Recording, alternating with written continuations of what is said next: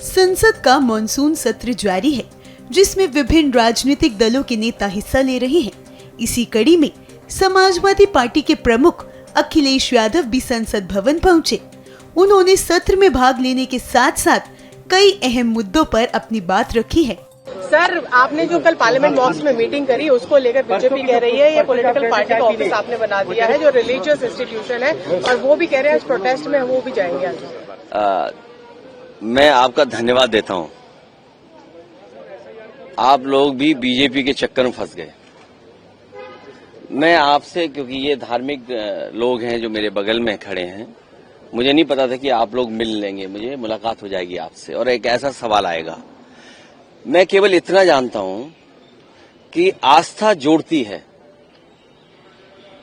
किसी भी धर्म या कोई आस्था है, वो आस्था जोड़ती है, और जो आस्था जोड़ने का काम करती है हम उसके साथ हैं।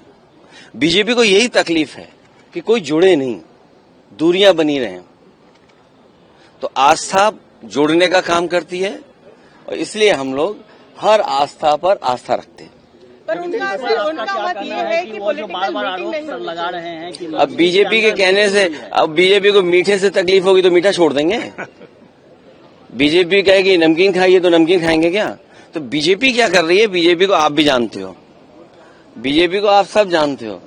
बीजेपी का हथियार ही धर्म है। अभी तक तो हमें ये पता लगा कि वो अंडरग्राउंड काम करते हैं, लेकिन अब इनका ऐसा भी संगठन है, ये अंडरग्राउंड संगठन तो नहीं है उनका। सर, पर पसमंदा की बात तो प्रधानमंत्री ने करी थी, जब उन्होंने कहा कि पसमंदा समाज को भी ध्यान देना चाहिए, तब बीजेपी ने पूरा मूवमेंट। समाजवादी पार्टी, नेताजी और पिछली सरकारों में जो जो काम हुए थे, खासकर पसमंदा समाज, बुनकर समाज के सब काम रोक दिए।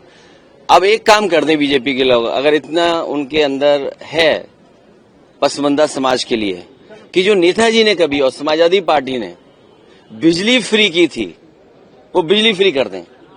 आप देख रहे हैं उत्तर प्रदेश में बिजली मंत्री का क्या हाल है, क्या हाल है। जहां जा रहे हैं बिजली नहीं जा रही, मतलब बिजली चली जा रही है, बिजली है ही नहीं। जहां जा रहे हैं बिजली मंत्री, वहीं बिजली चली जा रही है।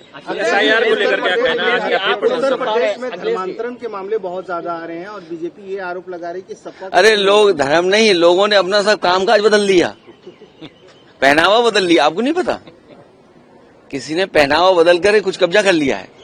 एसआईआर को लेकर क्या कहना है? बिहार में जो मतदाता पुनरीक्षण, देखिए उस सवाल पर हम सब विपक्ष के लोग एक साथ हैं, इसलिए क्योंकि चुनाव आयोग पे समय समय पर उंगली उठी है, और उत्तर प्रदेश के चुनाव को लेकर के मैंने कई बार आपसे बोला है कि उपचुनाव देख लीजिए कि किस तरह बेईमानी की। इलेक्शन कमीशन की जिम्मेदारी ये बनती है कि ज्यादा वोट डालने आए लोग, किसी का वोट बनना न छूटे, लेकिन इधर दूसरी एक्सरसाइज कर रहे हैं कि वोट कैसे काटे जाए।